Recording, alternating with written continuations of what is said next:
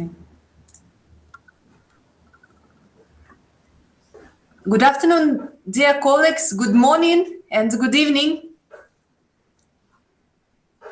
Hello. Hi, Good morning, good evening. Nice to see you all, guys. Yes. I'm very happy to be with you today. So let me start. I am a chairperson of the board of directors of Global Rust Trade, the leading Russian B2B platform for cross-border e-commerce. Today is truly a remarkable day, and it is a great honor to me to meet all the participants of the first day of the BRICS Business Forum 2020 and our digital economy and innovation session. I really hope that you and your family are healthy and safe today. And this year turned out to be very challenging for all of us. However, in 2020, within Russia's chairmanship in BRICS, we have been actively working with our BRICS partners to gain fruitful results and enhance economic cooperation of the 5 nations even more at this difficult time. June World Economic Outlook predicts global growth in 2020 to fall to minus 4.9%. This makes the Great Lockdown the worst recession since the Great Recession and far worse than the global financial crisis. In the pandemic, which has now infected over 14 million people worldwide, India, Brazil, and Russia remain the most affected countries behind the United States. In the April to June quarter, each of the economic shrank considerably due to COVID-19. Indians contracted 23.9% due to a lengthy national lockdown. Russia declined 8.5% and Brazil fell 9.7%. At the same time, Chinese economy bounced back into the growth in the second quarter following a record 6.8 slump in the first 3 months of this year. The COVID-19 crisis has demonstrated the central role of the digital technologies in our economy and daily lives, and the urgency with which we need to accelerate BRICS digital transformation. Many in BRICS have made a major digital leap during this crisis, but we need to ensure that others are not left behind. And today, we invited highly respected speakers who have great expertise in the field of digital and innovation in the BRICS countries. We have now a great opportunity to share best digital practices with each other and implement them in our countries, of course. The main question which we will try to answer today is how digital technologies can aid the economic recovery of the BRICS nations. So e-commerce is one sector that can contribute to the economy during the COVID-19 emergency. Many lockdowns implemented across the world have required consumers to explore online purchasing options. And today I would like to give the floor to our Brazilian colleagues, Marcela Casencino, head of production management of the Brazilian software company TOTOS. Mr. Casencino, how in your opinion the available technologies should be applied in the BRICS economies to boost the recovery from the COVID-19 pandemic, and which role e-commerce will be playing in the economic reconstruction for business and population? Please, the floor is yours. Thank you, Anna. The small and medium business have been the most affected by COVID, especially in the emerging markets that we are discussing. Technology not always can be applied to their business model as fast as it should, mainly because of the technical difficulties and inadequate labor training, and usually the high stake that company ask to provide the software or the digital platform to this kind of company. Nonetheless, there is a way that small and medium companies can fight the situation. They should embrace this unique opportunity that COVID is bringing for them and apply the concept of omnichannel, not only on retail, as it's well applied around the world, but also in manufacturing, distributing, and so on. For example, a manufacturing company can go directly to the final customer if their catalog and product inventory are available in different kind of digital marketplace. They should use technology available to guarantee that just one process, one idea could be posted in as many websites, as many marketplaces available to connect with the final customer and create the opportunity to distribute the product much more faster and try to reach the customer in the moment that the customer is willing to buy that product. Another way that the pandemic is changing the digital world is that for many years, just a good website was good enough for a company to be on the digital world, to have the first link to their e-commerce website. COVID has changed it all again. If your business had been closed and has been in Brazil, India, Russia, China for many, many weeks, that very nice, perfect location that for many years, the company worked a lot to create the reference to the customers. You should go to that location because you have a great service, you have a great meal, you have a great product there, the availability of a great products. That has changed. The companies must go beyond Google, Baidu, Yandex, and so on. Instagram, TikTok, they're not enough. You need really to create a digital marketing strategy that can help your company to communicate with your customer in the moment that the customer is willing to take that hit. For example, if you are a distributor, you must guarantee that your audience knows that which product you have in stock or we will have in the future, and also how you are working with them to guarantee that the best delivery possible on the correct time. It's very easy to go and buy in a very big company website, but usually the delivery could be a challenge, especially on the BRICS. If you go, for example, in Brazil, if you are in São Paulo, you probably can get most of the products with one-day delivery. If you go a little bit outside of São Paulo, that starts to be a little bit tough. And usually, the best solution is not to stock up yourself, your company, but also to rely on your suppliers to guarantee the correct cash allocation, how many are investing in your stock. So you need always to guarantee that you have all the chain interconnected, guaranteeing that your customer will know when you have the product, your supplier, you know that when you need to buy the product, and you are working in the middle of that. And last, the labor market will not be again. You'll be not the same again. The pandemic has shown, especially here in Brazil, that people like to work from home office. I'm pretty sure that is a trend around the world now. And there is a lot of intrinsic changes to that and how you should work your business model. For example, the conference that we are doing right now, 5 years ago, probably it will not be able to be done. The technology was not there, the connection was not there, the training of the people was not there. So the employees are learning all of this. They are learning very fast and they are being prepared for this kind of new interaction. So a company should really take advantage of everything that I've talked and worked with, all the changes that is happening in the world, and really embrace all the changes. For example, if you don't have a cloud solution, you should use a cloud solution.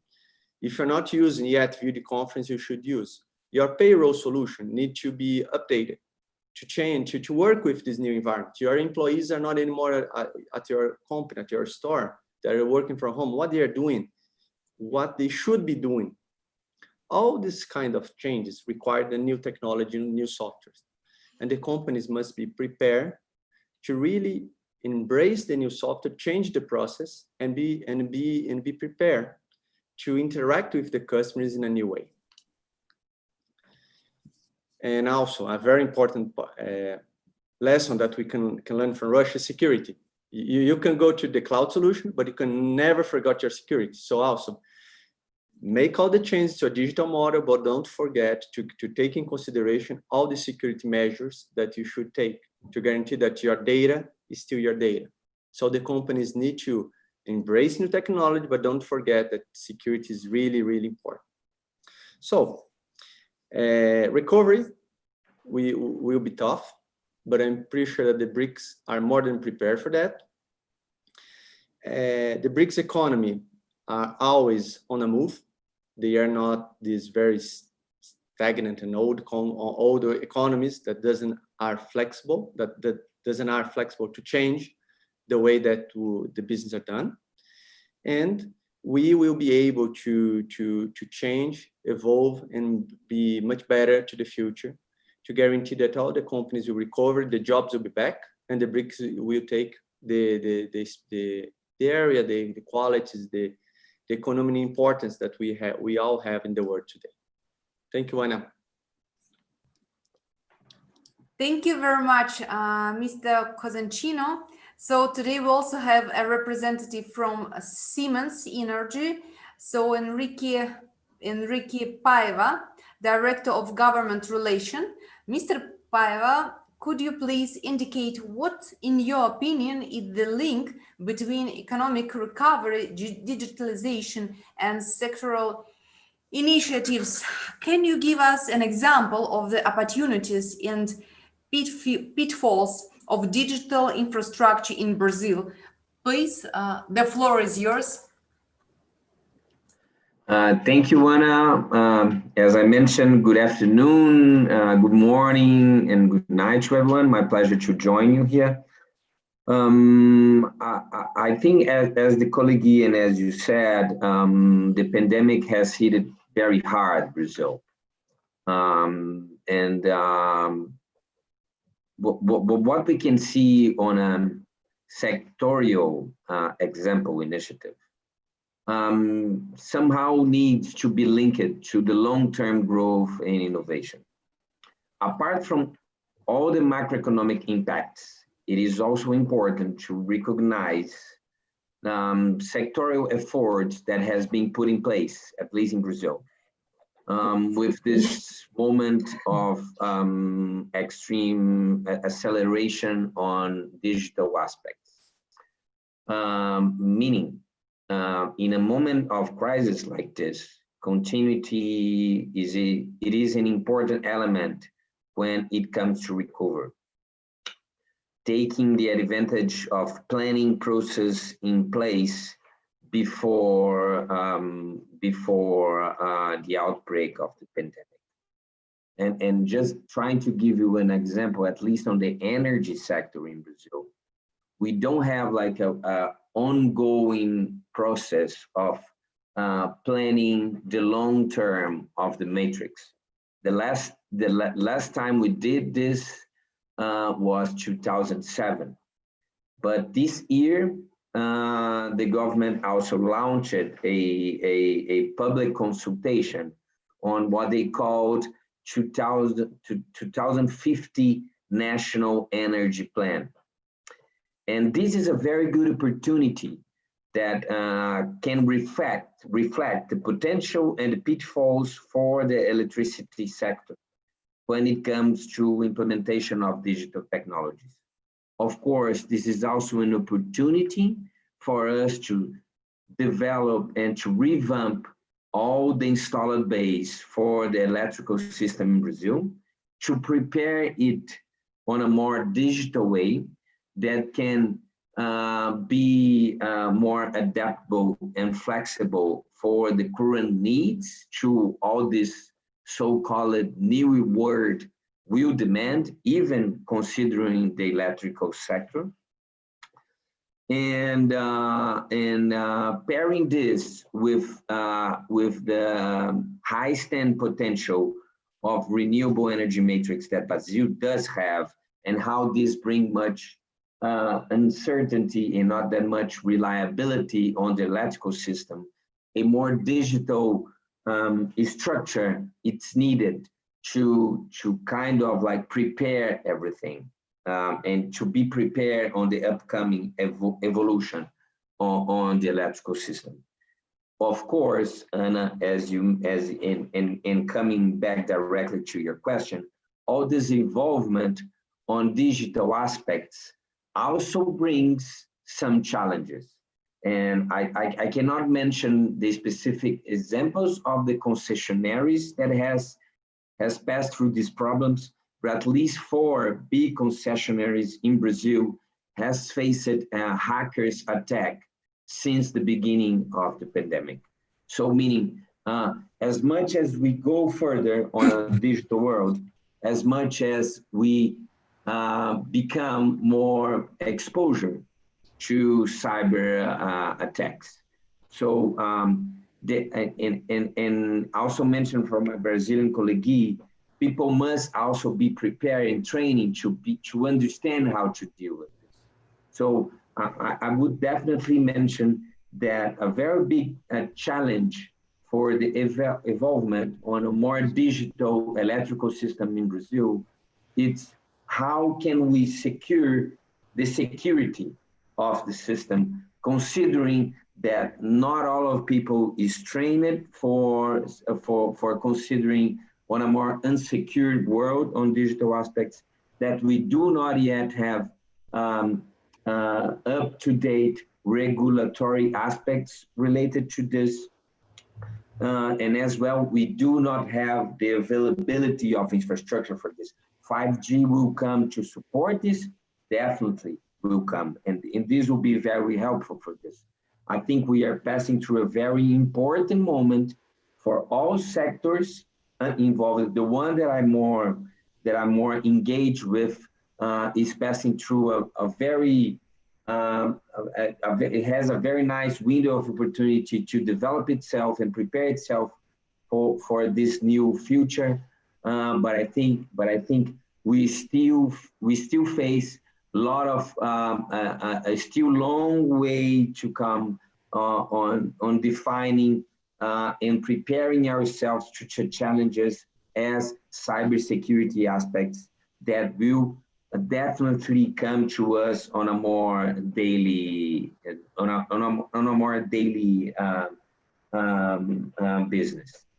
So so coming to an end, my conclusion would be, yes, we do have a very good opportunity to evolve ourselves, but we have to prepare ourselves also for the challenges that this evolvement for a digital world bring to us.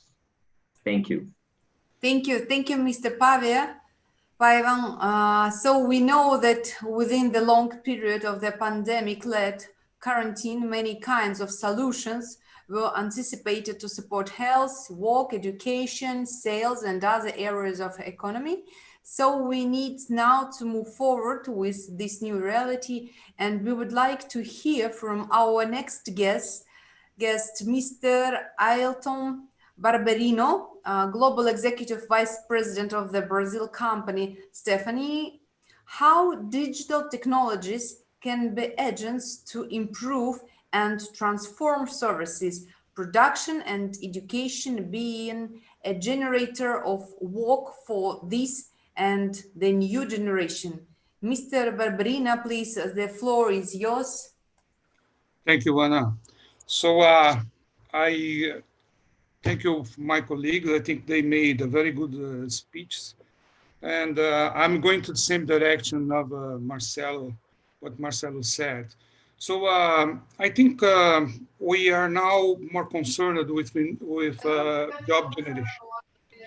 I think we should focus on job generations and also entrepreneurship. I think we must encourage entrepreneurship and include this matter in the curriculum of students and prepare them to the future. So we technology companies use our technology to create digital platforms that connect small business to their suppliers, distributors, and consumer market. I think this is a great opportunity for small and medium business to become global, to be inserted in the global supply chain. So this is an opportunity. And also, I think government should focus on basic vocational education. And also, why not to say, to develop systems to support all these areas. So we should also introduce small and medium-sized companies, as I said before, to the global market through digital platforms to foster trade. So generating also for them, in order to enabling these activities, we should generate funding to start these new activities for entrepreneurs already prepared by the training and certification platforms. So the idea here is to create these platforms that enabling all these entrepreneurs guys to be connected and to develop a new business. But we also should find good areas where they can contribute. So we have today, or from now on, I'd say, several areas of opportunities which we can develop and explore. And we can offer these opportunities for new entrepreneurs, guys, to develop business and to develop themselves, and also to generate new jobs. That's the thoughts I'd like to share with this panel, with my colleagues. Thank you. Thank you very much, Mr. Barbarina. Our next speaker is Mr. Artem Sokolov, who heads the Russian Association of Internet Trade Companies. So the coronavirus spread in Russia at the beginning of 2020 significantly contributed to the online trade growth in the country. Retailers have been forced to move online and transform their businesses in the space of weeks. So dear Artem, could you please share how the pandemic changed the e-commerce landscape in Russia, and is business from your perspective now forced to go offline completely? Oh, thank you very much. I'm very glad to see you all here. Can I share some slides with you? Because as I understood, yeah, I have some opportunity. Great.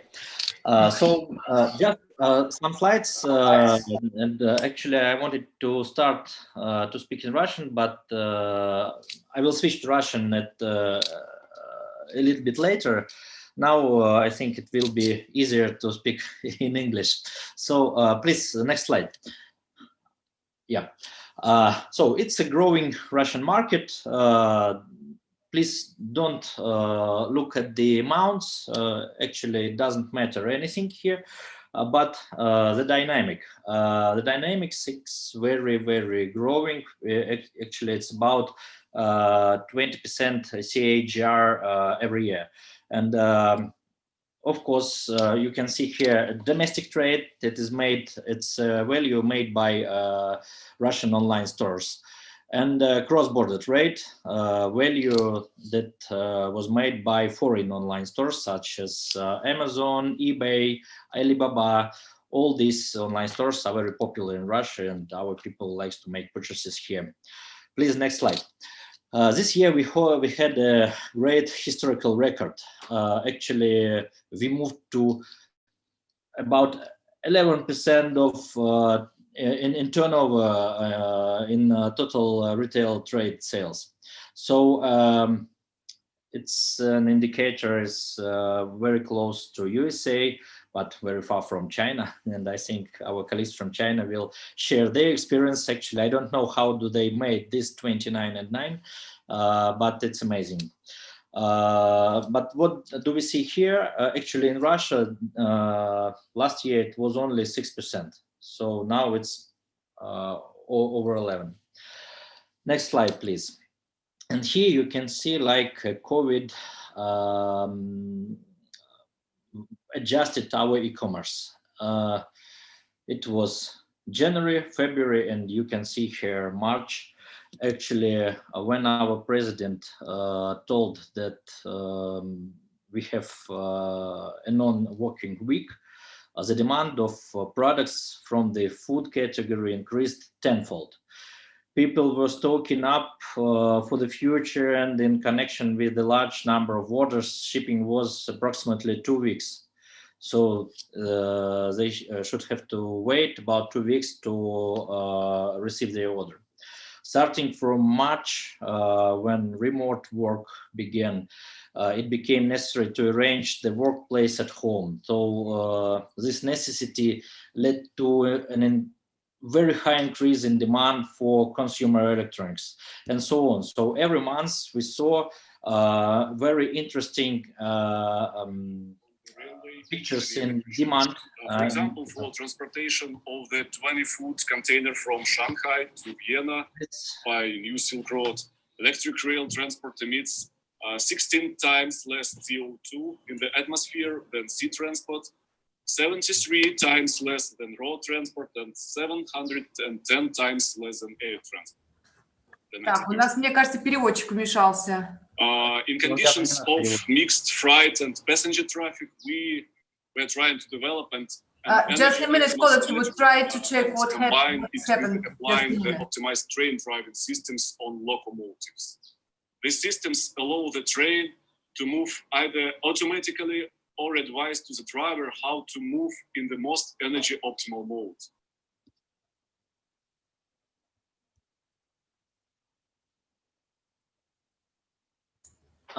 Okay. We continue, yes. Yeah, we can continue. And please, next slide, if it's still possible. Yeah, thank you.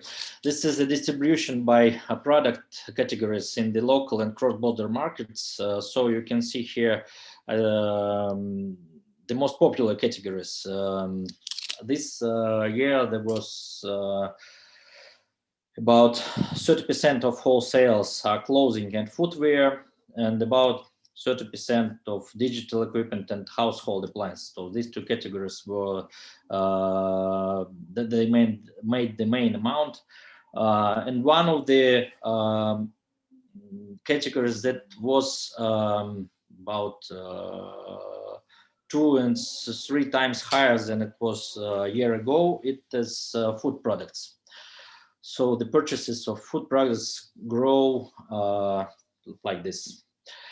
And you can see the most popular categories on a cross-border market. So our people like to buy clothing, footwear. Actually, here are the same categories, but maybe it is it's plus furniture and household goods and some things from after parts and car accessories. Please, next slide. And here are our checks, average purchase amount by product. Actually, our overall checks in cross-border market sometimes are 2 times, 3 times higher than in a local market. It's such an такая особенность России. Can I switch to Russian? Okay, no problem, Artem. You may speak Russian, no problem. Please, the next slide, if it's possible.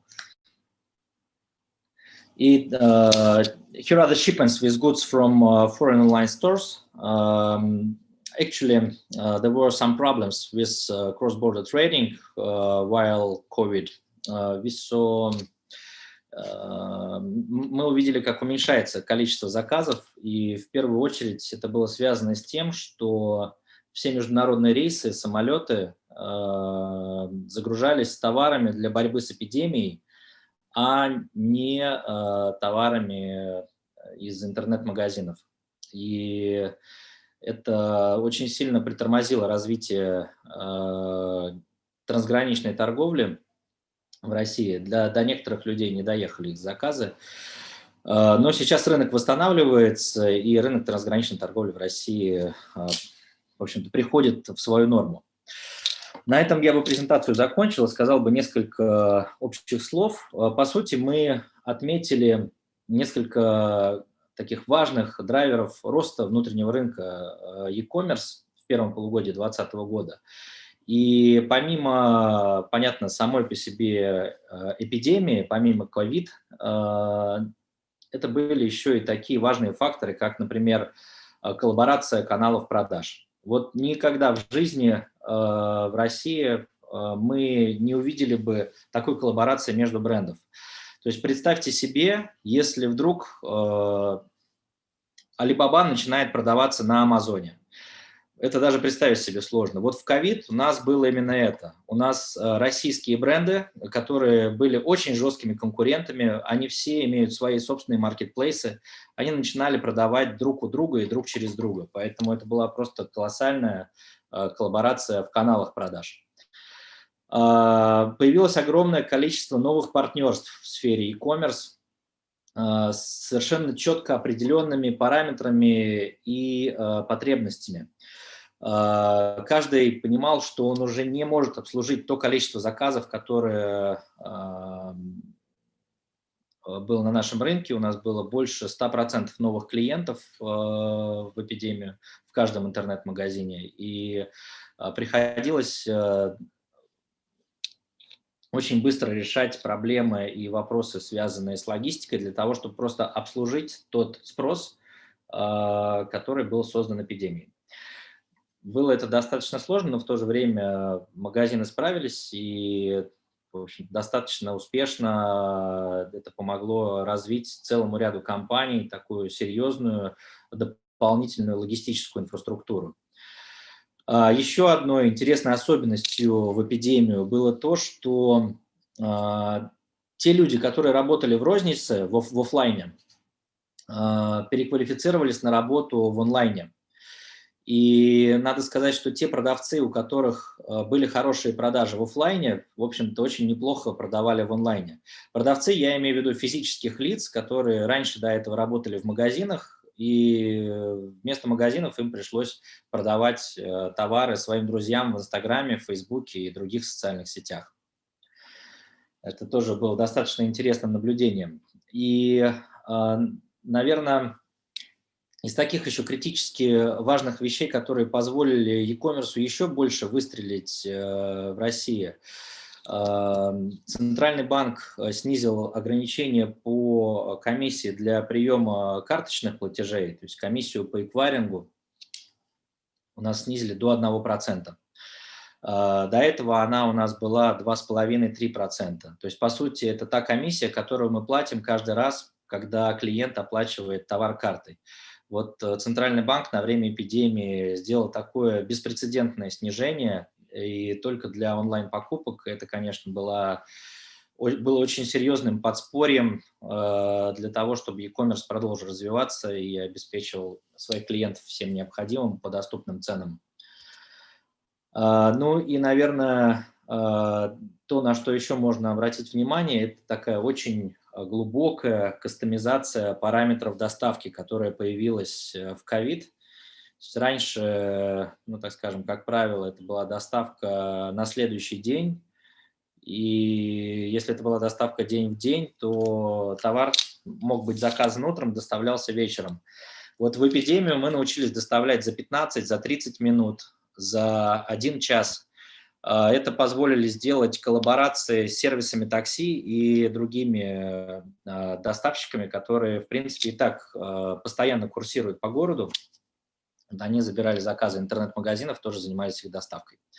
В общем-то, наверное, вот это такие основные моменты, с которыми столкнула нас эпидемия, и вот то, как этот рынок выглядит сейчас в России. Будет очень интересно послушать еще экспертов из других стран и понять все же, как на вас отразилась эпидемия. Артем, спасибо вам большое за такое широкое освещение рынка e-commerce в России. На самом деле, спасибо за цифры, потому что всегда нагляднее воспринимаются конкретные цифры, конкретная статистика по объемам продаж.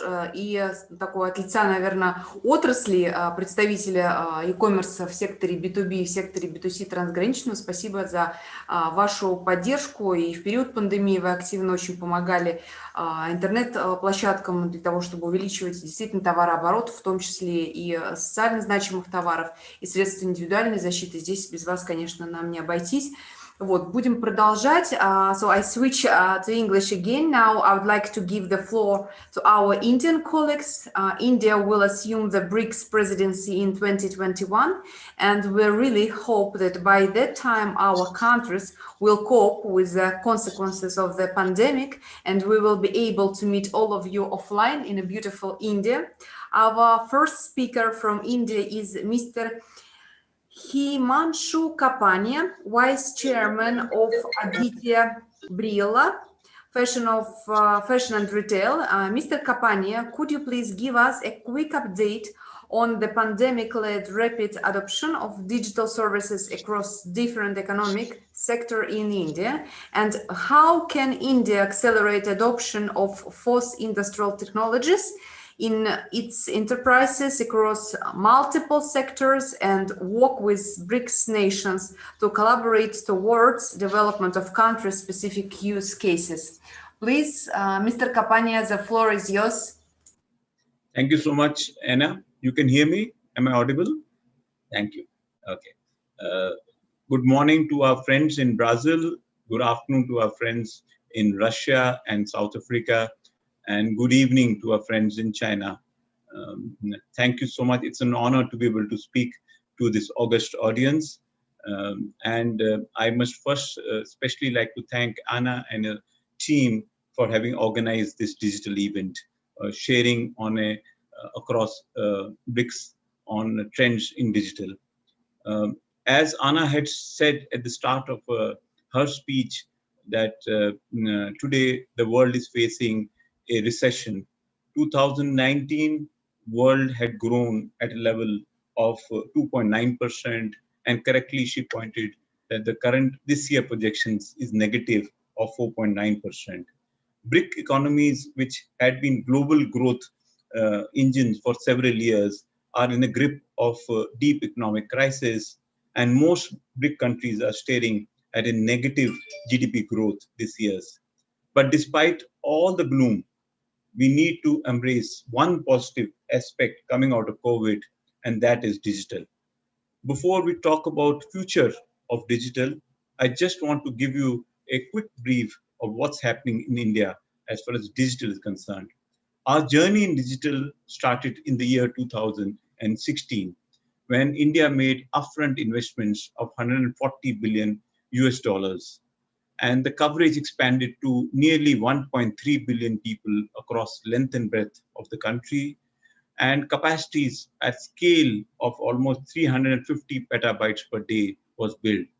And as well as we created affordability against an average global per gigabyte rate of US $8, with developed economies almost selling at prices of 30 to 40 US dollars. India sold its data at as low a tariff at 20 cents per gigabyte. And this had an unbelievable impact on India. In 2016, India was the laggard behind, and we were ranked almost 113th around the globe. And in 2020, our usage per subscriber has reached to level probably #1 in the world at levels of 13 gigabytes per day across 700 million users, second largest internet users in the world. But I believe the journey has just begun, and it is going to be extremely important for taking us to the next economic growth. This huge amount of adoption over the last 4 years cannot be seen in terms of gigabytes of usage, but seen across applications. This has revolutionized the Indian society, and you could see today India has amongst the largest users in terms of Facebook, 290 million users, WhatsApp, 400 million users, and 300 million users of YouTube, either #1 or #2 in the world. Similarly, India has amongst the largest growth markets in terms of e-commerce, digital entertainment, digital payment, online education, healthcare, and other digital services. But these are global applications. India developed its unique local applications, and some of them have become at global scales and case studies. #1 of them is unified payment interface or in short known as UPI, where the transaction cost is significantly lower than what is charged by the banks and credit card companies. And today, almost 1.5 billion digital payment transactions are happening on UPI. The second big innovation has been on digital identity, and the term is called Aadhaar, where the chief economist of World Bank, Paul Romer, described Aadhaar amongst the most sophisticated ID program around the world. Nearly 1 billion Indian users are using a single digital identity to be able to we know and they not only link to their bank account or their mobile services, but in fact, most government welfare schemes, whether it is a rural guaranteed job program, or is it cash credit to economically weaker section of society, all of them are linked to Aadhaar. Thirdly, India is amongst the second largest market for app downloads, and almost 1 million of enterprise all of them have their own specific downloads. And it's obviously what's happened in other parts of the economy of our BRIC members, similar as far as COVID experience is concerned. Digital has been the face saver for our fellow countrymen. Not only big data and artificial intelligence helped COVID-19 management through contact tracking and mapping using what is known as India's own Aragu Setu app, and with over 127 million users being tracked on a daily basis on the COVID performance, allowing people to stay safe and away from a COVID-infected individual. Similarly, telehealth consultation came to rescue of both COVID and non-COVID patients. Online learning has ensured completion of curriculum for both young children and college attendee teenagers.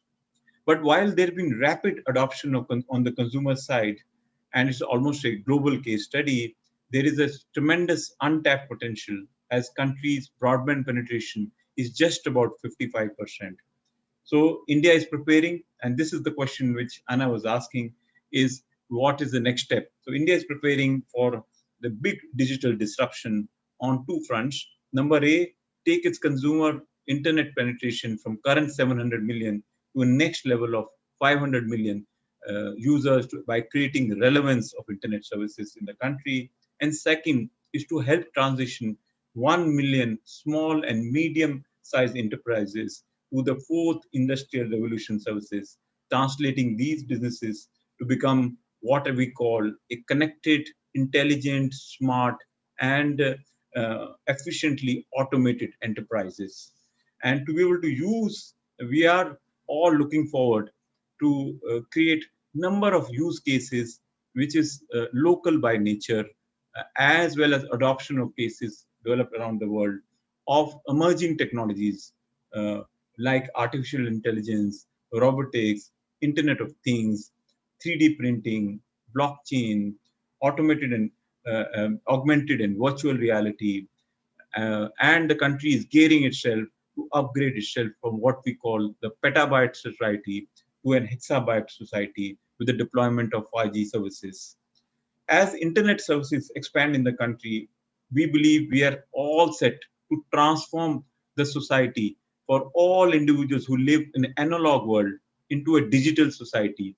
We will work, we will play, we will entertain, we will transact ourselves completely online across as many as 1.2 billion, 1/6 of people in the world will be in India, all of them on the digital society.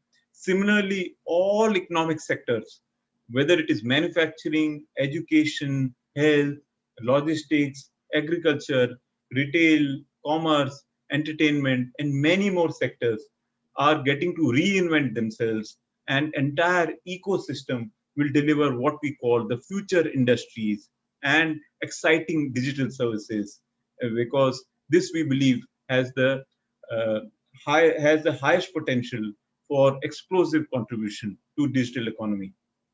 If you look at some statistics, if to compare digital contribution to overall economy. In developed countries like United States, it's about at the range of 25%. If I have to search the Google, and as far as China is concerned, digital economy contributes almost 30% of the total economy. For India, it is just about 8% of the total economy. But even though the numbers are low at this point of time, we can see that revolution is just around the corner. There's a palpable excitement all over the place that the digital economy will add to almost 5 times over the next 5 years, growing at level of 100% on a year-on-year basis, and which will help us to reach almost a size of digital economy of $1 trillion US. And our Prime Minister has laid out a dream to be able to make India the 3rd largest economy of size of 5 trillion. And we believe digital economy are the ones which is going to drive it. So while we have all the elements of technology, we have all the people who have the aspirant of using digital technologies, we believe that this path, while it's very much achievable, can only work in partnership mode. And that is where India wants to collaborate well with the world, and especially with BRIC members, to be able to work together to achieve this end objective of 20% contribution to digital economy. And I've listed down 4 or 5 areas that BRIC members can work together. Number 1 is country-specific use cases across, whether it is trade, whether it is retail, whether it is manufacturing, whether it's education or health. There can be, if country-specific use cases which are of large scale and at prices which are extremely affordable. Second is developing centers of excellence for 4th industrial technologies across. Members can collaborate and develop that through a public-private partnership. Third, we believe digital literacy program, reskilling program, re-upskilling program, because a lot of people are going to be displaced from jobs and we need to reskill them for digital. Fourth is cross-border, which our friends in Brazil were talking about. Cross-border e-commerce will be a great enabler for MSMEs to be able to push for exports and growth of not only commerce, but also sharing of technologies. And finally, we have to work together on the data privacy and cybersecurity guidelines. It needs to be common across all BRIC members. Then I just conclude, while pandemic has been a temporary blip and a disruption for all of us, India remains extremely optimistic that we will revert back to double-digit growth slowly but surely, starting from this quarter onwards, and on the back of accelerated adoption of emerging digital technologies. But we believe that this immense scope of cooperation among the 5 BRIC countries, and we invite all of the members to come and participate in the growth that India is ready to do there. And please help us, help our population adopt digital services. Thank you. Thank you very much, Mr. Kapania. We wish you a great success next year, and we hope to see you soon in the beautiful India. So our next speaker is Mr.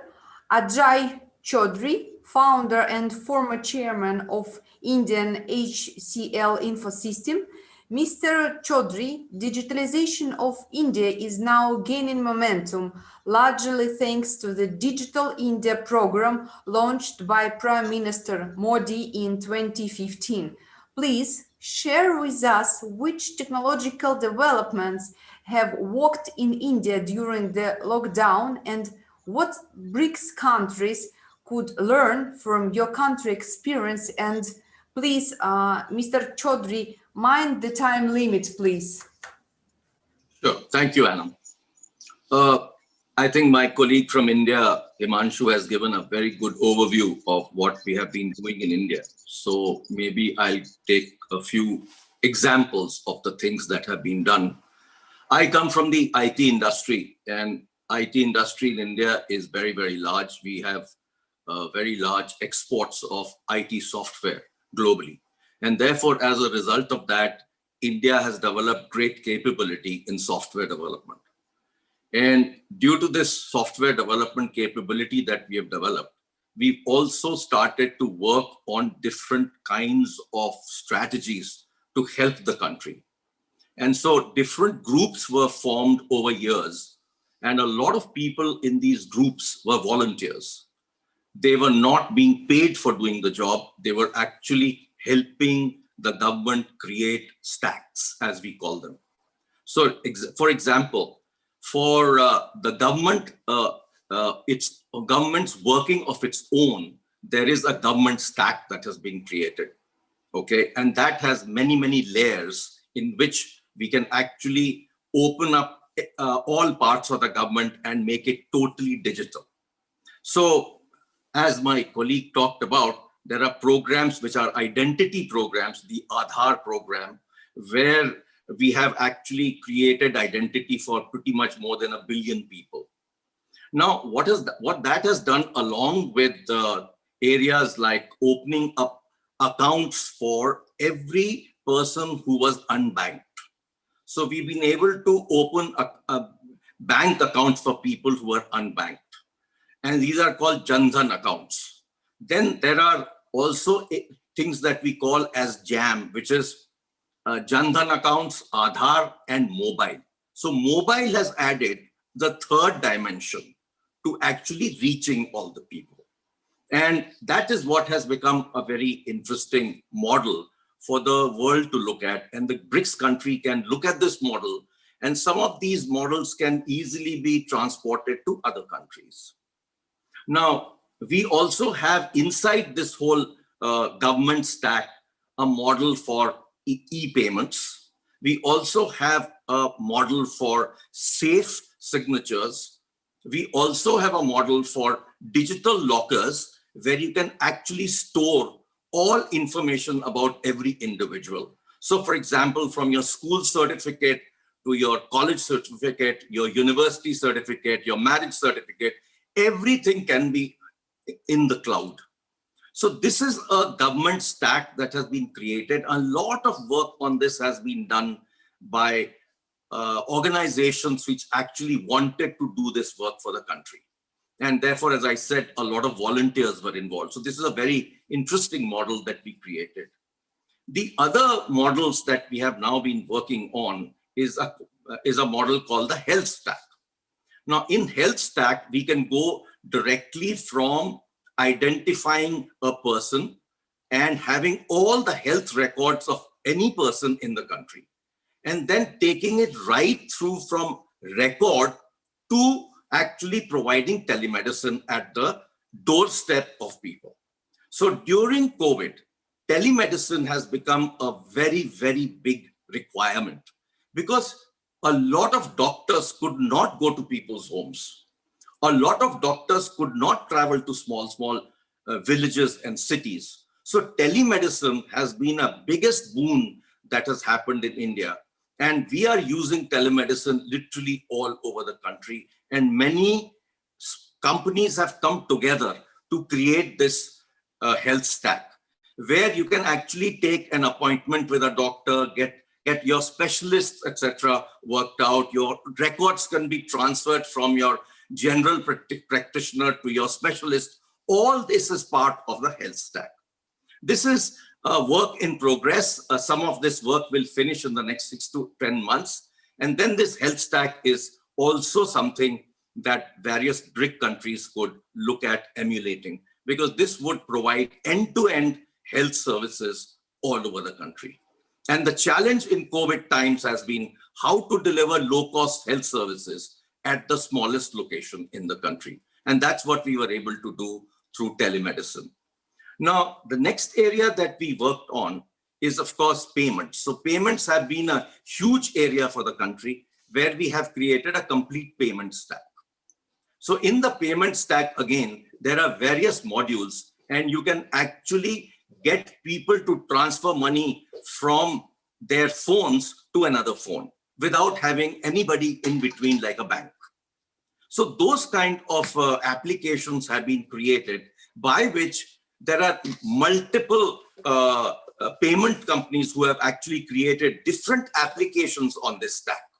So this would make it very easy for people to transfer money from A to B. As a matter of fact, we have a 24/7 service in the country which transfers money from any account to any account.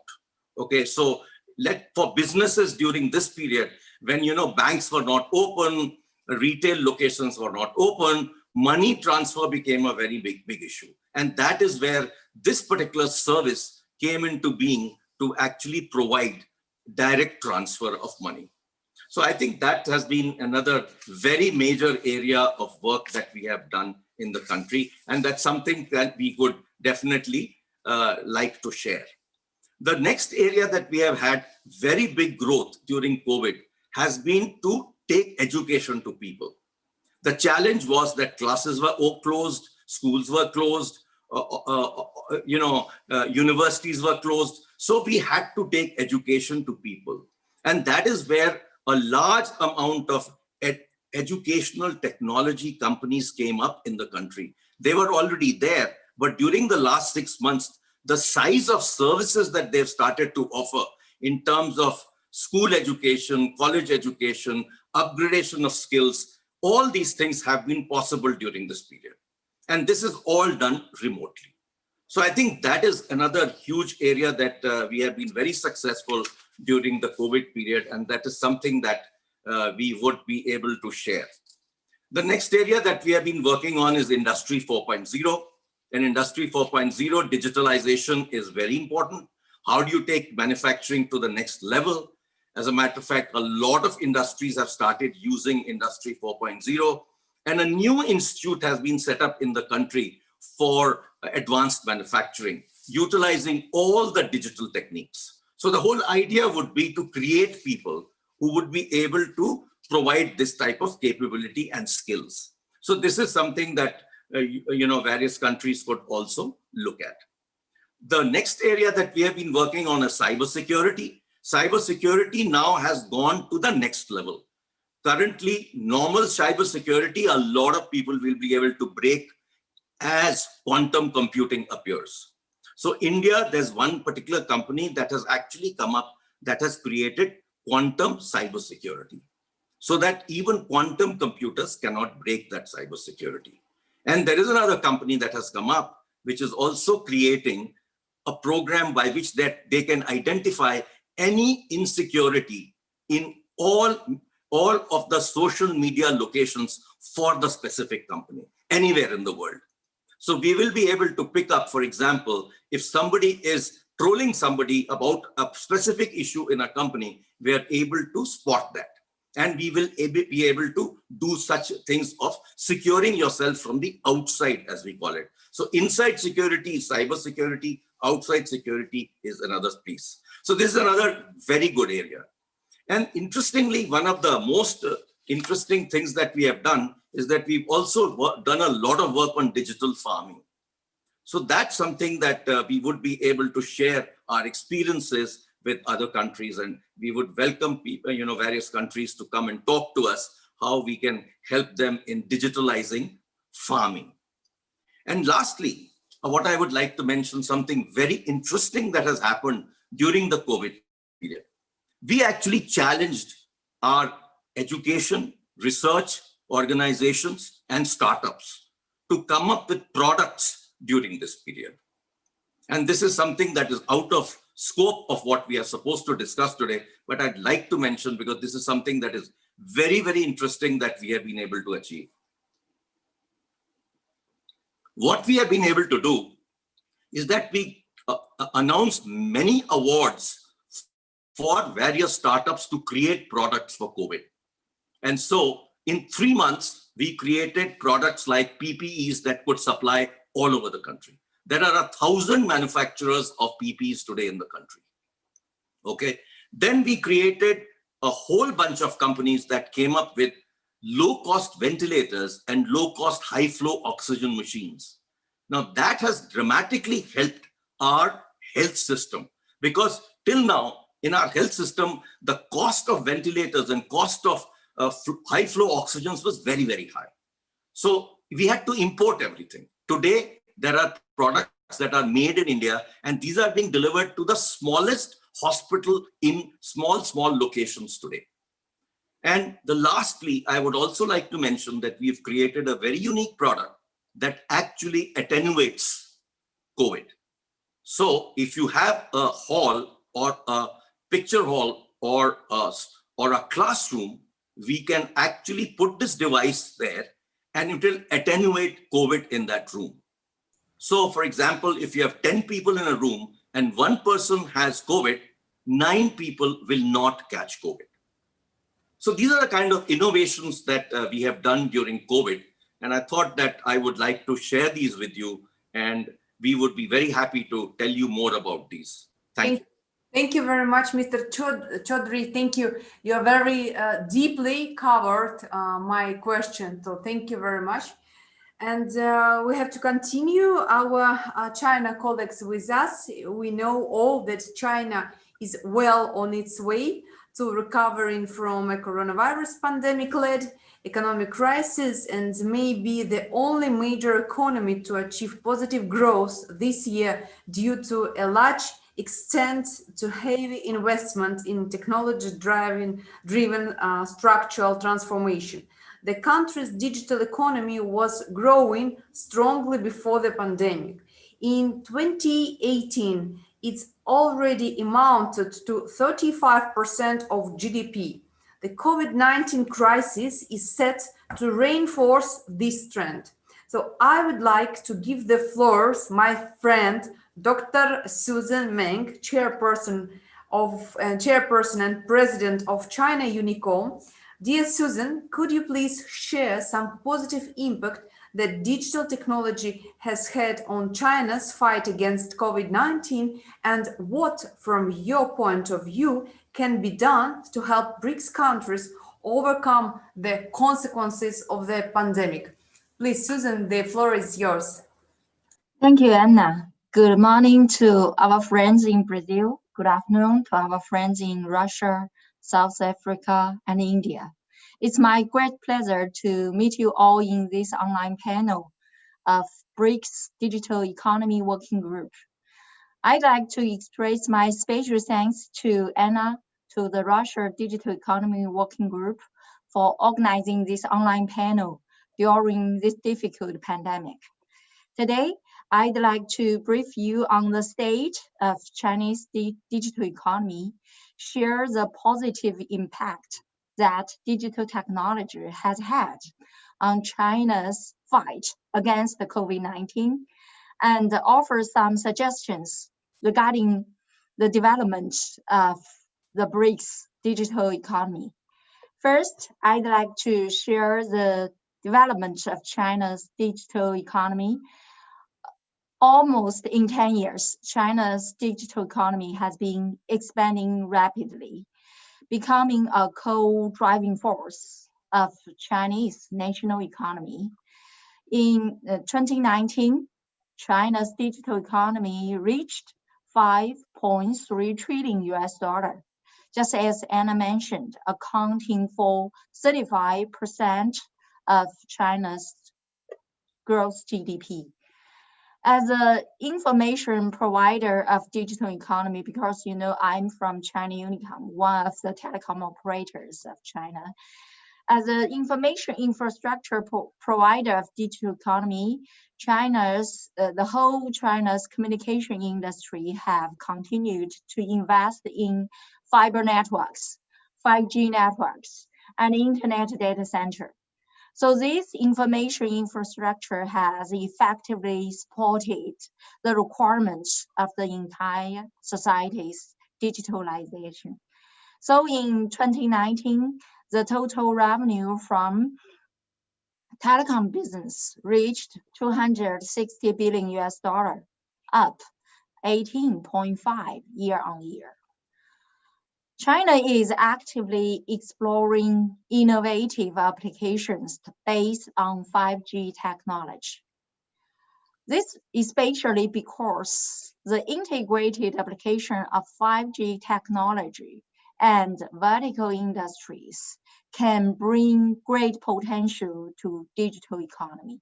We already see the positive feedback from the integrated application of 5G and vertical industry. Presently, 5G applications have 3 general orientations. The first is smart life, benefit everyday daily life. The second is industrial digitalization, benefit the digital transformation of each industry. And the third is digital governance, improving the efficiency and the experience of the government. This brings me to my second topic, the critical role the digital economy has played during the sweeping COVID-19 epidemic. With internet enterprises cooperating to find ways to fight the epidemic and help business safely, quickly resume to their normal work and productions. So we should say digital technology, digital platform, and all the digital tools have played very important roles in this fight against the epidemic and in helping business safely resume to their normal work and production. First, digital technology very effectively supported the transmission of epidemic-related information. Through big data analysis and AI analysis, the Chinese government was able to accurately track confirmed and suspected cases, to track close contacts. So this allowed them to find and control source of infection, to cut off transmission routes, to protect vulnerable groups, and to provide support and assistance to groups in isolation or treatment. So the whole society really benefit a lot from the big data analysis and AI analysis in this sweeping epidemic. So this helps the government to act promptly to, just as I mentioned, to find and control the source, to cut off transmission, to protect vulnerable groups, and provide support and assistance to groups in isolation and treatment. Second, digital technology empowered public services during the epidemic, enabling the vigorous development of online education and healthcare, as well as telecommuting, e-governance, and fresh produce delivery. I here just would like to give an example. China's Ministry of Education formulated a policy of suspending classes, but continuing learning during the epidemic. So they use the digital platform to support some 265 million students and 16 million teachers to carry out online teaching and learning. At the same time, about 200 million people started telecommuting, with online office software leapfrogging forward in development to support this. So now, even in China, the epidemic is strictly controlled. The life of people already come to normal, come back to the situation before the epidemic. And we still keep online office habit because it's very efficient and it becomes a new normal of many industry. In terms of live services, the average number of daily active users of fresh produce delivery apps increased by 107% year-on-year. The epidemic set off a clear digitalization wave for both Chinese enterprise and also the consumers. Third, digital technology accelerates the development of digital governance during the epidemic. The advantages are also reflected in micro-social governance system, such as urban management, transportation and logistics, and also medical services. The new model of online urban digital governance, in which government and enterprise can efficiently interact, and this digital governance are governed by multiple resources. So now digital governance has played an important role during the pandemic and has been continuously refined by the emergence of a large number of digital communities. So although the epidemic has for sure a negative impact on the economy, but in the other way, it has accelerated the transformation and upgrading of the whole society's digitalization. Now, I would like to take a few minutes to talk about the priorities and accomplishment of Chinese Digital Economy Working Group. After the annual meeting in Brazil in November 2019, we have made some strides forward in theoretical research, project cooperation, and also enhance the promotion with constant effort. With regard to theoretical research, the Chinese Digital Economy Working Group has conducted multiple studies about 5G applications, networking in remote areas, digital education, digital security, and so on. So far, we have already finished drafting 2 reports.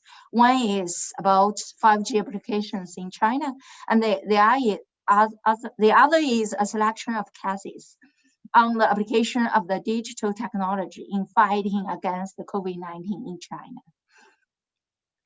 In terms of project cooperation, one of our working group member, NetDragon Websoft, has been engaging in digital education research and development, and its remote education platform Edmodo was recommended by UNESCO on 16 March this year. NetDragon also released its handbook to help international educators with digital education research and practices. Regarding team management and promotions, China Digital Economy Working Group has attracted 2 new members, Surui Group and Alibaba Cloud, who are pioneered in artificial intelligence and cloud tech. We have also launched a trial run of the working group's website. We want to use this website to illustrate the positive results of our BRICS cooperation on digital economy. We believe that cooperation among BRICS countries in the digital economy can offer rich opportunities. Each country has its own advantages.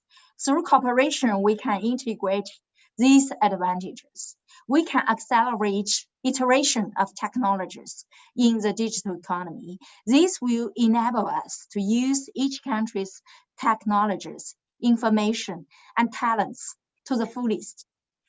We also recommend that BRICS continue to enhance each e-commerce cooperation to bolster e-commerce development as a whole. If BRICS countries develop a set of common standards for e-commerce platforms, they can offer traders a better overall experience.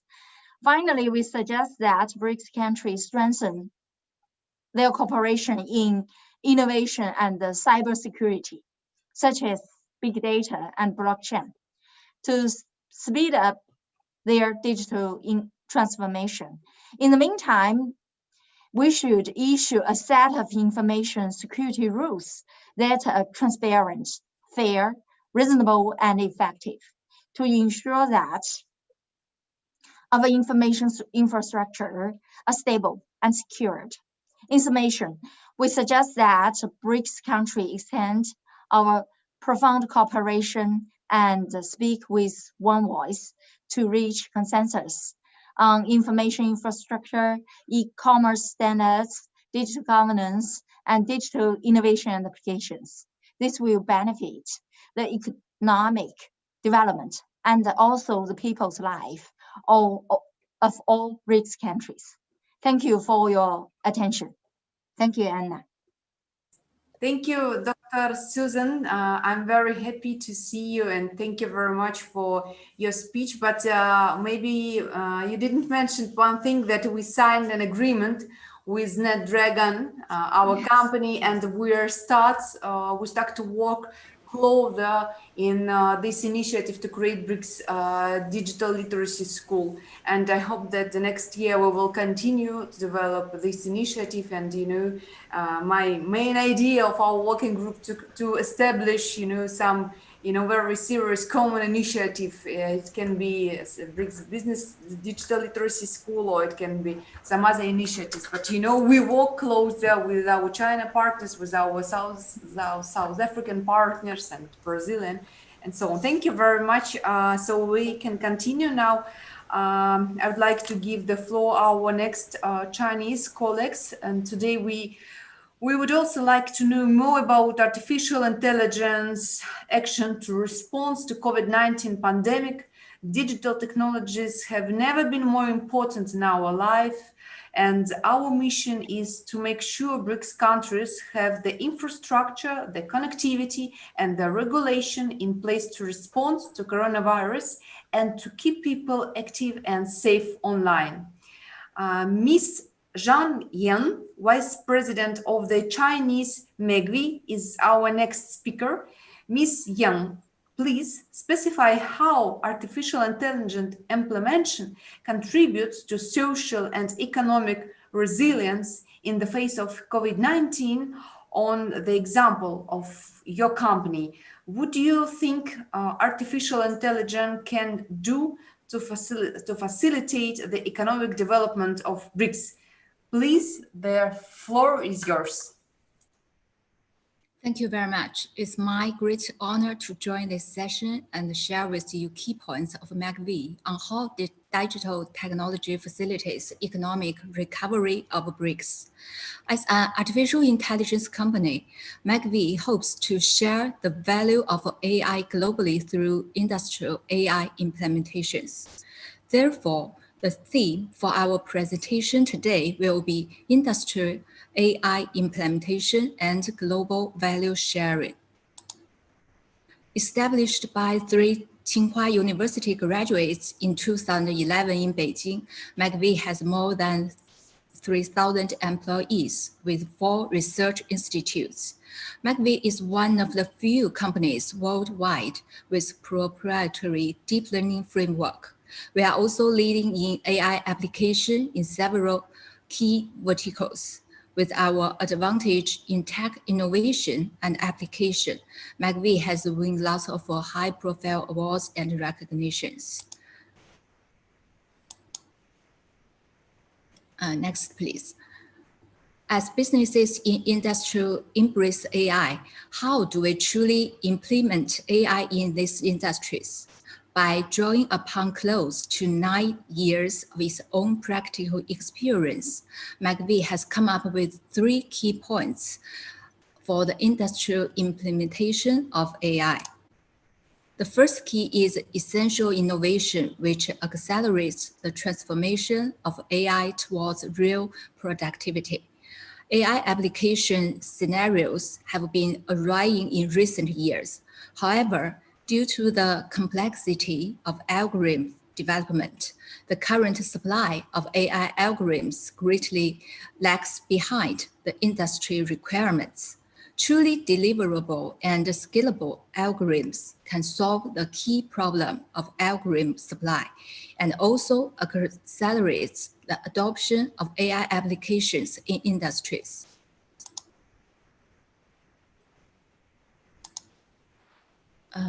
Next, please.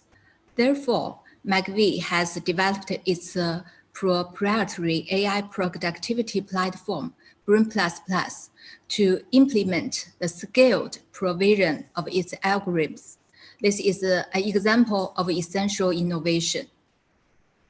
McVitie's AI productivity platform includes a deep learning framework, computing power, and data management, simplifying 90% of the development process and reducing hardware costs by 35%.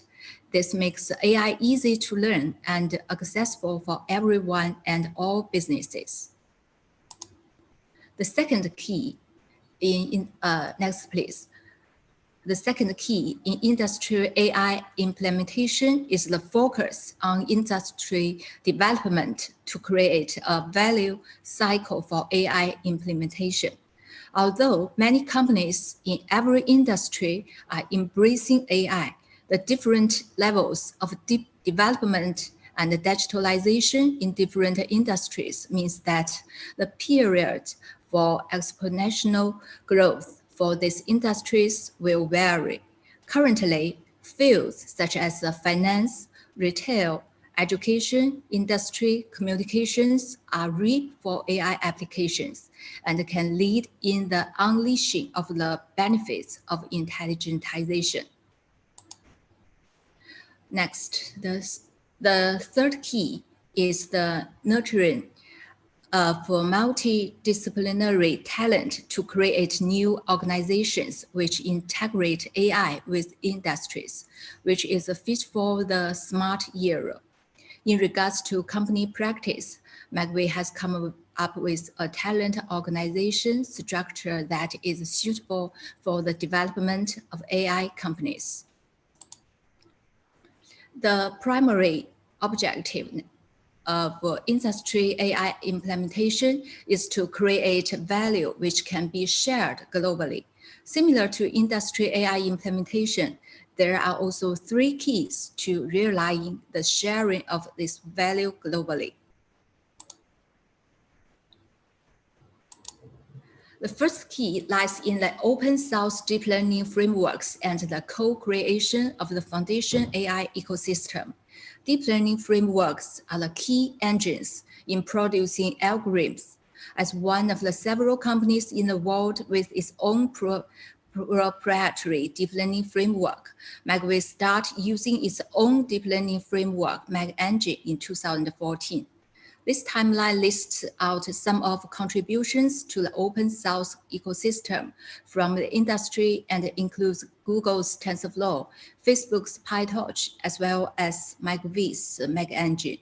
A global effort is required to build a foundational AI ecosystem, and we hope to contribute to the development of AI technology by open sourcing our framework. The second key is open cooperation and value co-creation throughout the ecosystem. A flourishing industry is the result of the cooperation among all parties with it. A single tree does not make a forest, and only an industry forest can only thrive via mutual reliance and cooperation. We must take a stance of open cooperation, increase international academic exchange, and co-create joint laboratories and developer communities with the parties within the industry chain. Value can be jointly created only via open cooperation. Based on its, next please. Based on its proprietary AI productivity platform BRIC++, McVie has created a 1+3 overall strategy. McVie focuses on the 3 main verticals of personal IoT, city IoT, and supply chain IoT. Our personal IoT solutions provide face recognition, unlocking, and computational photography functionality to smart end devices, such as mobile phones, and bring more secure and better experiences to individual users.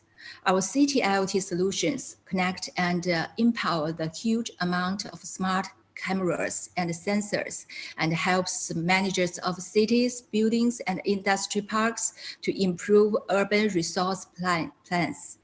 Our supply chain IoT solutions help to implement automation and digitalization of industries, thus improving the overall efficiency of warehouses and supply chains.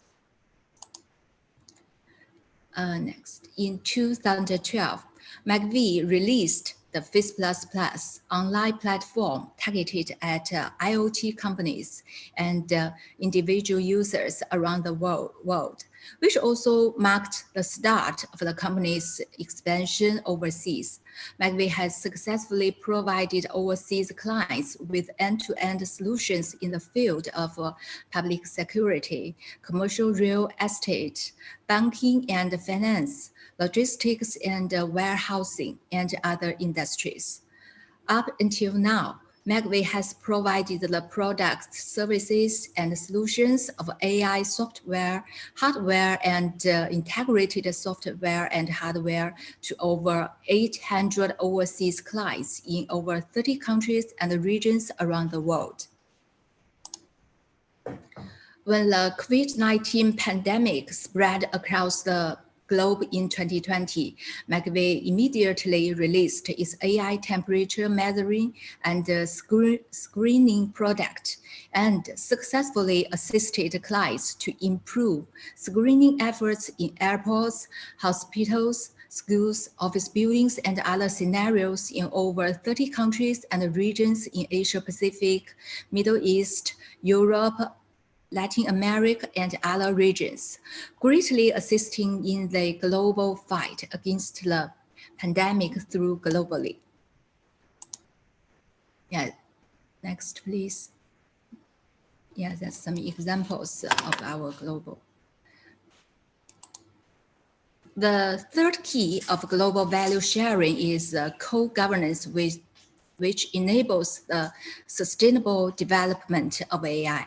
The development of AI is still in its early stage, and there are still many issues that need to be confronted and resolved.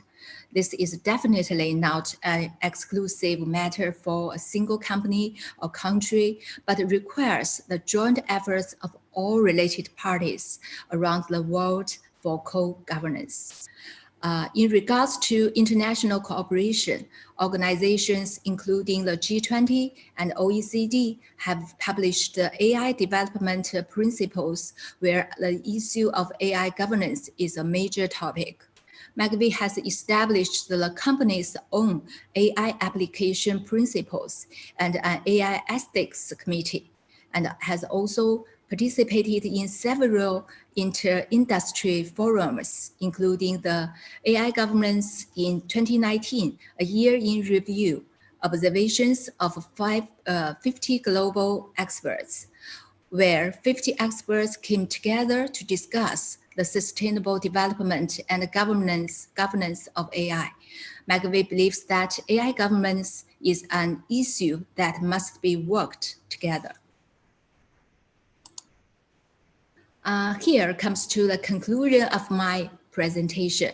The keys to industrial implementation are essential innovation, focus on industry development, and the nurturing of multidisciplinary talent. The keys to global value sharing are open source ecosystem, open cooperation, and co-governance. We hope to improve the development of AI together by referring these key points so that AI can serve as a better world and everyone can share its benefits. Thank you. Thank you very much. Thank you very much, Ms. Yen. Now I would like to give the floor to our South African colleagues, Mr. Ziad Suleiman, Chief Operating Officer at IBM South Africa. South Africa has not been shielded from the impact of COVID-19. Dear Ziad, what is your view on the pandemic? How COVID-19 affected the population and businesses in South Africa, and what are the key aspects that South Africa is focusing on to emerge stronger from the pandemic through the possibilities of fourth industrial revolution and digital transformation? Ziad, the floor is yours, please. Thank you, Anna, and certainly good afternoon and good evening and good morning to wherever you may sit. And Anna, thank you so much for hosting this fantastic event. Certainly good to see all familiar faces, even though we are quite distant in presence, but it's good to see you guys. And also a special welcome to my SA colleague, Puti Mahaniele. So the question raised is quite an interesting one, because the year 2020, as we all know, commenced with optimism, and there was a true belief that there would be a vision of 2020. However, the reality has been rather challenging for all of us for a number of reasons, not limited to, for example, COVID-19, the negative growth and contraction of the global economy, and ultimately, you know, the general functional change which societal flux has brought on all of us. Now, regardless of all of these circumstances, what has become extremely important is leadership, innovation, value centricity, economies of scale, and agility in order to find practical solutions to aid economic growth, sustainability, and inclusivity. The world of digital transformation certainly has the key attributes in order to deliver that optimism and in order to create a better tomorrow. Now, South Africa, as you pointed out, has not been shielded by the challenges facing the world and COVID-19. And we've seen, you know, a lot of opportunity created through digital transformation in the world of 4IR.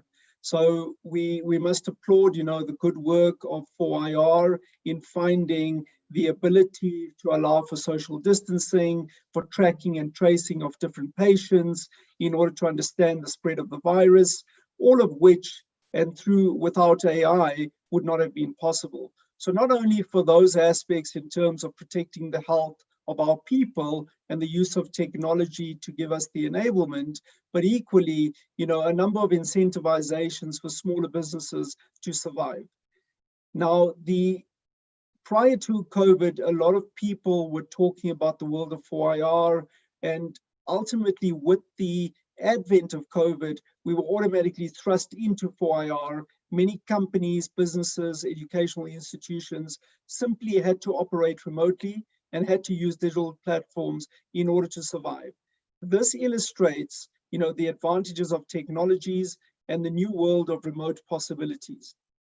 In this regard, the efforts and the strategy emanating from the work of BRICS, the Digital Economy Working Group, the PPGI, which is the Public-Private Growth Initiative, the 4IR Presidential Commission, and various other groups within South Africa have done sterling work in placing South Africa in a strategic position where we both understand the opportunity, but also the challenge, you know, that we face under this digitally transforming landscape. Now, representing a country of approximately 57 million people, our key responsibility is to ensure that the innate opportunity within digital transformation doesn't burden and broaden the digital divide, but rather creates opportunity to create inclusivity. Exclusivity is what we want to avoid. Inclusivity is what we would like to ensure that we achieve. The primary themes that we have focused on from a South African perspective in order to aid and develop the growth of our fiscus, our business, and our people to lead to economic opportunity, inclusivity, and sustainability is largely premised in 4 key areas. The first being around the improvement of digital infrastructure and connectivity at affordable prices so that the country can continue to prosper in a 4IR world. The second one being around digital skills literacy plan so that nobody is left behind and that we have enough skills in order to match the demand. The third area is really around e-commerce platforms, and the fourth is around, you know, ensuring that small, medium, micro enterprises grow in order to try and work and aid the mainstream economy and to promote intergeographic trade. So largely those are the 4 key themes that the South African position has been centered on. Now, with regards to the first one around digital infrastructure and reliable connectivity, you know, we certainly believe that the world of 4IR is absolutely nothing without true connectivity. We have made great progress in this regard since the last meeting, and we've seen successful deliberations between the Department of Trade and Industry and some of our telco providers to allow for a lower cost connectivity and a much wider and broader reach. We've also seen a great amount of zero rating of educational services and the like in order to try and aid the growth and development of our people. There has been some progress noted within the spectrum discussion, and this continues to be an ongoing dialogue, which we will certainly continue to report back on. Included under the infrastructure theme, we've also seen great advancement in the rollout of a number of data centers, 5G, hybrid cloud technology, as well as security. Now, all of these are certainly a catalyst for further 4IR exponential technology plays in the form of big data, cloud, AI, machine learning, IoT, blockchain, and the like. And importantly, as we strive for inclusivity, where all people are provided with the opportunity to access and benefit from the digital world, it is important for us as a national priority to ensure that both the state and business come together in the form of private-public opportunities and partnerships in order to make sure that nobody is left behind.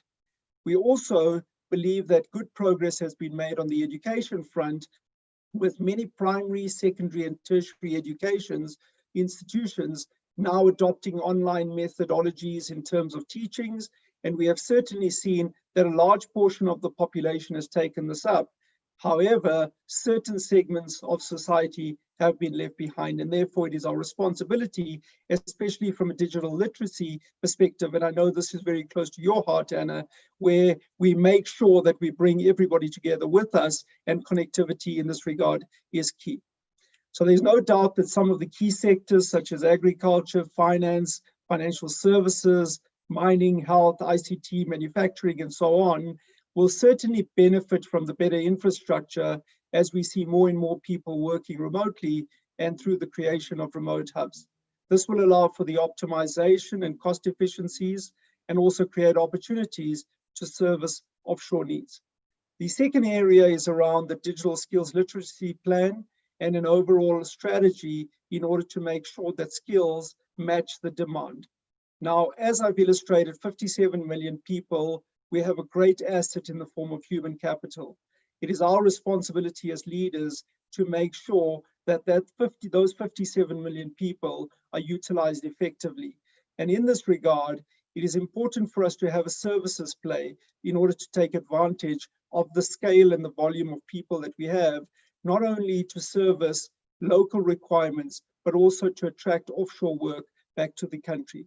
But the most important thing, I reiterate, is to make sure that we align both skills to demand as well as opportunity. I'm pleased that South Africa has had a large need for skills at the present time, and therefore the demand drive is certainly an opportunity for all of us to take care of.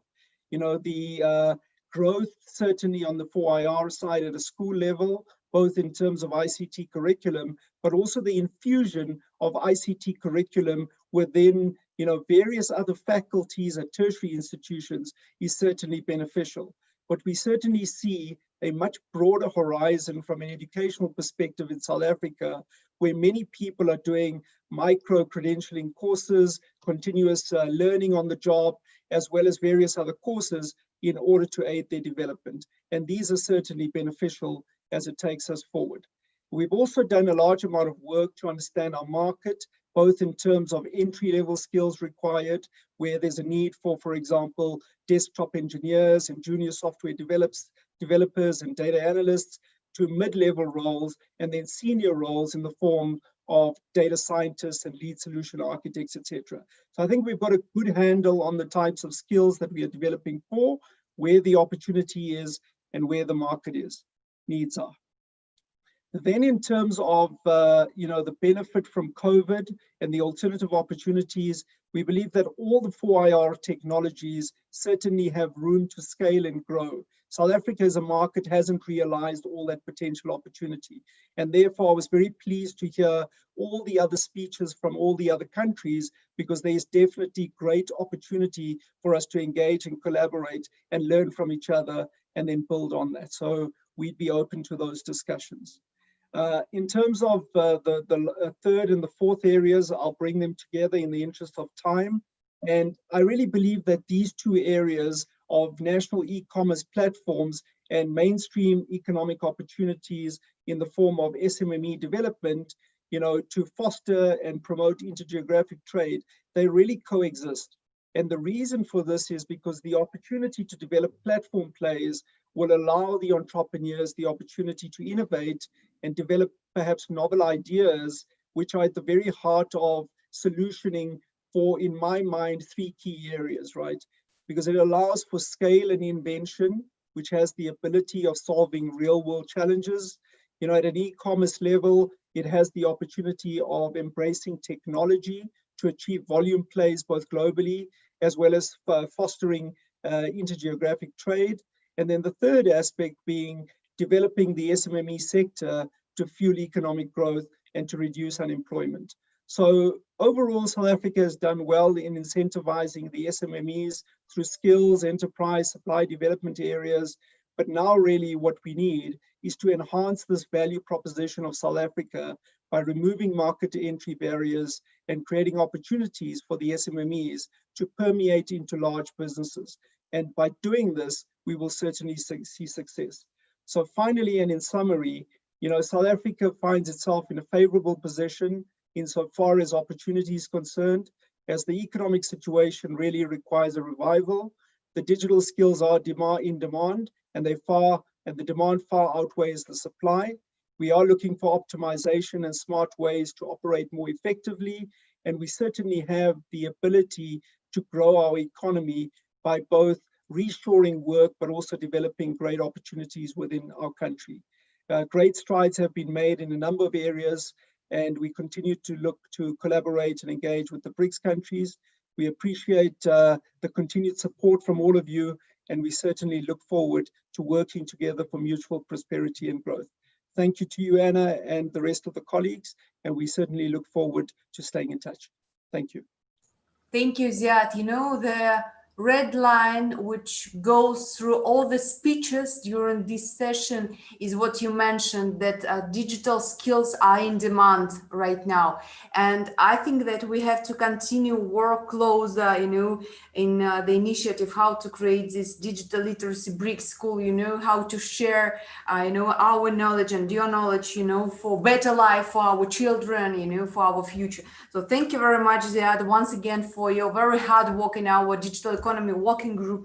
Thank you very much that you support the initiative, you suggest some new initiatives. So I hope that together we will do all our best, to establish, some very serious, very important in our digital economy working group. So let's continue, guys. According to the World Economic Forum, closing the global skills gap could add $11.5 trillion to global GDP by 2028.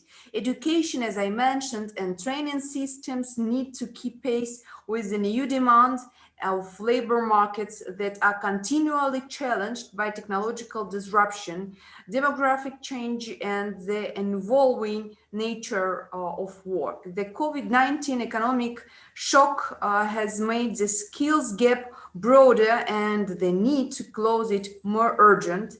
I would like to give the floor to Ms. Puti Mahanel Dabengwa, CEO of Naspers South Africa. Ms. Puti, which steps from your perspective are vital for the BRICS countries to build an inclusive society and contribute to a more productive economy? Please, the floor is yours. Thank you very much, Anna. Warm greetings from sunny South Africa. I think certainly what I would say firstly is that almost every company has had to compress their digital strategy plans into 6 months in order to cope with the COVID-19 pandemic. It is a given that the digital online economy has changed how we eat, how we read, how we consume media, how we are entertained, and how we pay for products and services, as we've heard from other colleagues. Some of these changes will remain in the new normal. The question is how this evolution will impact the next normal in terms of how consumers use technology and the impact that this will have on their behavior and their habits. The BRICS nations have been at the forefront of this digital revolution, and in many cases, leapfrogging the existing digitalized economies. As Naspers, our approach is a hyper-local one, where we are partnering with local tech founders to address local needs, finding local solutions. In fact, our journey in food delivery, as an example, began in Brazil. In 2013, Brazil's iFood was a tiny business. We made a $2 million investment and watched as the business went from 8,000 restaurants to 160,000 restaurants in about 1,000 cities today. Opportunities across the world, and especially in the BRICS nations, for technology to improve people's everyday lives are boundless. As we have seen in our payment business in India, PayU, where there has been a massive structural shift to digital payments, as we heard earlier, it is important that financial inclusion and credit in our payments business is done in a responsible way. Transparency and making our platform safer is something that is key. In Russia, we launched Autoteka car history and transparency reports, which have done data on 90% of the cars that are listed on our Russian online classifieds platform, Avito, and we now sell more than 500,000 car history reports per month. We're aware of our government's commitment to facilitate business sector's investment to encourage trade within BRICS nations, and its concerns that we not lose touch with our own regional requirements of South Africa and the rest of the African continent's development. We recognize the current global volatility requires that BRICS nations strengthen the collaboration in recovering from the COVID-induced economic recession. Africa, indeed our fellow nations in BRICS, needs to generate economic growth that will create sustainable jobs and support careers of the future to establish the large and growing populations of youngsters coming to the working age. As mentioned earlier, we are aware of the potential threat of increased technological developments leaving many workers behind. This needs to be addressed. And so to realize the potential, we need to be making sure that we are supporting these people who don't have the skills. And Anna, as you asked, what is it that we are doing in order to drive the education and skills development as a catalyst for sustainable job creation? In an answer to this, we created what is called Naspers Foundry. It's a 1.4 billion rand investment vehicle where we are targeting early stage technology businesses in South Africa that seek to address big societal needs. A number of other corporates are increasingly investing in digital businesses on the African continent, and where we see many early stage businesses, whether it's from payments or agriculture, education, and many other sectors. And so within the BRICS nations, the potential is still there for us to create more large internet businesses. The aim is to stimulate South Africa's local tech sector by helping talented, ambitious founders, but to help all other tech founders within the BRICS nations as well. It is worth noting that entry into and participation in the digital economy does not require a science or a maths degree. Coding can be taught at almost every level and can form the basis for entry-level job seekers. And so this is why we created an entity called Naspers Labs, where and this is our social impact project. We address youth unemployment in impoverished communities. And we provide unemployed youngsters of 17 to 25 with a structured learning development journey in digital skills, programming, enabling them to become economically active, either as employees or as micro-entrepreneurs. And so this is what we need to be doing more of, and I'm glad to see that many of us are doing this. For Africa and our BRICS colleagues, the survival and development of our small to medium-sized enterprises is key. They provide the most employment opportunities, and they are the areas that we need to grow the fastest. Digital transformation is the SMME's lifeline. According to reports, SMMEs account for almost half of global GDP and 60 to 70% of employment in most economies on the African continent. In South Africa, they employ approximately 47% of the workforce. Governments contribute by creating a streamlined regulatory environment. We are seeing this happen in South Africa with the introduction of spectrum that will hasten the introduction of 5G, as Ziad mentioned earlier. To further ensure digital inclusion, social partners have committed to implement the government's digital inclusion strategy. This will include, for example, releasing high-demand spectrum to individual electronic communication network services and expediting digital migration by March 2021. We saw public-private partnerships happen in the corporate response to the COVID-19. And we saw this amongst BRICS members. And so when President Cyril Ramaphosa announced the creation of the Solidarity Fund, Naspers immediately contributed 1.5 billion rand. The billion rand was spent on PPE, which we were able to do and put together in partnership with the Chinese government and Tencent, as well as Takealot here in South Africa and in China. And we managed to coordinate a very big relief effort for the South African government. These collaborations within BRICS nations increase and assist our economies to grow. The corporate world will play an enormous role in helping to establish the infrastructure need for the digital economy getting out of the starting gate. Thank you. Thank you very much, Ms. Puti. Thank you for your remark. Thank you for your speech. Thank you that you covered all important issues we discussed previously. And you know, this is for us, this is quite important to hear your point of view, you know, how to overcome this pandemic, you know, situation after COVID-19. So thank you very much. I hope we will work closer together, you know, to recover this situation. And with your speech, I think we can conclude our session because we are on time now, our digital economy and innovation session. If you have any questions, dear colleagues, you may now ask. If we don't have any, so we can, you know, make our closing remarks. And I would like to mention that it cannot be denied that BRICS countries should jointly deal with the challenges of the COVID-19 pandemic, deepen cooperation and strengthen coordination in the field of digital technology and innovation to recover from the crisis, as well as to fulfill responsibilities for global development. I'd like to say thank you very much for your active participation and for your cooperation. We really hope to see all of you next year in India, and we wish our Indian colleagues successful and fruitful 2021. So thank you very much. Thank you once again. I'm very happy to meet all of you, to see all of you today. Thank you for your speech. Thank you for your work with us.